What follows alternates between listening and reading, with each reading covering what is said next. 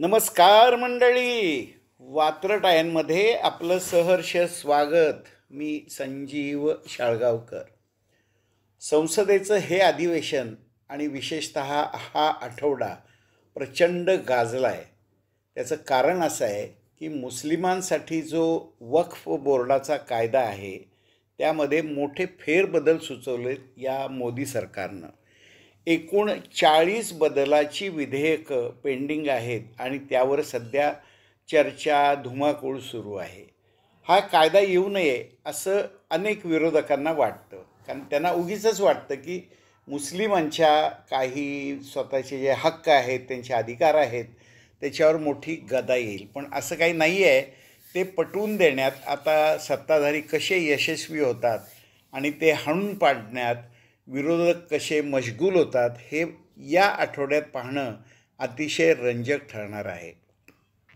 विशेषतः महाराष्ट्रातलं शरद पवारांचा गट आणि उद्धव ठाकरेंचा गट हे या विरोधात चांगलेच आक्रमक झालेले आहेत.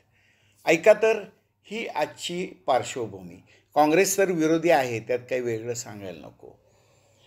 आजच्या माझ्या वात्रटिकेचं शीर्षक आहे, वक्फ बोर्डाचा कायदा नेमका कुणाचा फायदा? वक्फ बोर्डाचा कायदा नेमका कुणाचा फायदा? ऐका. विरोधकांचं ठरलं वक्फ बोर्ड कायदा रोखायचा, मंदबुद्धींनी सभागृहात दुधाचा बोळा चोखायचा. म्हणजे अगदी आपल्याला त्यातलं काही कळत नाही असं दाखवायचं. विरोधकांचं ठरलं वक्फ बोर्ड कायदा रोखायचा, मंदबुद्धींनी सभागृहात दुधाचा बोळा चोखायचा. सत्ताधारी आक्रमक म्हणे चुन चुनके ठोकायचा, अवलक्षणासाठी हात पुढं रक्तानंच माखायचा. नेमका कायदा काय? सगळं काम डोक्याचं आहे, निर्बुद्धांनी यात पडू नये.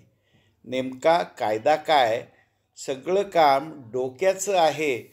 तुष्टीकरण करायचंय, वातावरण मात्र मोक्याचं आहे. मुस्लिमांवर अन्याय म्हणत म्हणत भुई थोपटायची. मुस्लिमांवर अन्याय म्हणत म्हणत भुई थोपटायची. एक एक मतासाठी उंबऱ्यावर डोकी आपटायची. शेवटी काय? कायदा म्हटला की काहींना फटका तर बसणार. ऐका. कायदा म्हटला की काहींना फटका तर बसणार. स्वैर बोर्डाभोवती फास नक्कीच आवळला असणार. खलबत सुरू झाली, आंधळा कायदा कसा पावणार?